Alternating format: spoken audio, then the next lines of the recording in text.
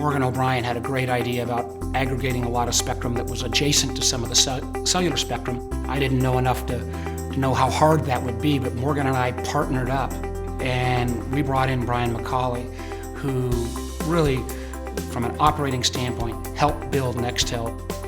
I was born in Brooklyn, lived there until I was about 13. My parents moved to Long Island. From there, I commuted back to Brooklyn to high school, to Bishop Lockwood High School.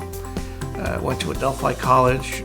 I knew I wanted to be in business, but I didn't know in what form. And I said, well, if you're going to be in business, you have to understand the financial statements. The financial statements are the language of business.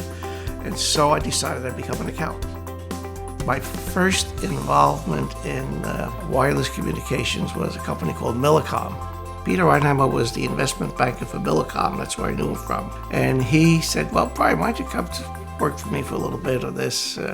I could use some help. He introduced me to Morgan O'Brien. He was, at that time, trying to raise money for a consolidation of the SMR industry. He and Mark Warner were going around to all the major investment banks. And Peter said to Morgan, this is the most interesting business plan I've ever seen. Not a single number in it. You have got to meet this guy, BrianMcAuley. And Morgan was the visionary. I was the guy that had to get things done. And as a very small company, at one time I was the CEO, the CFO, the chief marketing officer, chief technology officer, and so forth.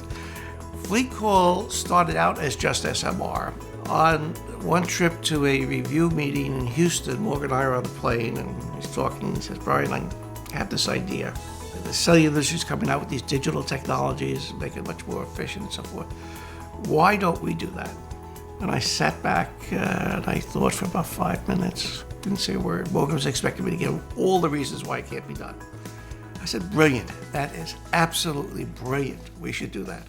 That's what became the Nextel product, the IDEM product. Although our service initially was kind of crappy, it was a lot better than what you get from the analog guys. And that was an important factor of success. There was a mini crisis in the marketplace.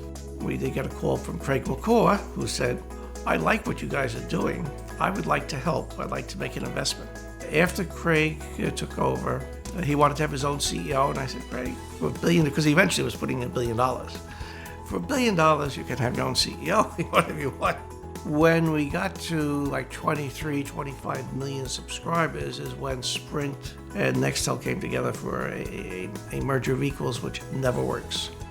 My latest venture in wireless is Pacific Data Vision, which is developing a state-of-the-art digital push-to-talk radio system. Things I like to do, like I love Sudoku. Again, I'm a numbers guy, right?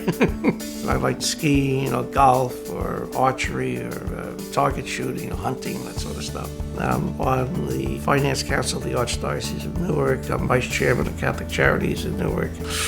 God, must have some other things I'm doing, yeah. I figure when I do retire, those are the things I'll use to keep myself busy. The things I enjoy doing most are what people say you can't do. At one of the earlier shareholder meetings for FleetCall, they came in and they saw the big sign up there, The Impossible Company, not the company name, just The Impossible Company. At that point, I says, let me explain to you why we have this. One, you won't get the money. No, we got the money. Second, they said, you'll never get towers. All the best towers that take, we got all the towers. That's not a problem. You won't get anybody to build it for you. Well, Motorola's doing a pretty decent job. Fourth and fifth, and I said, and the seventh item, which we haven't done yet, is compete with cellular. But we're going to do that, and then we did. Without Brian's ability to actualize it, there would have never been a Nextel.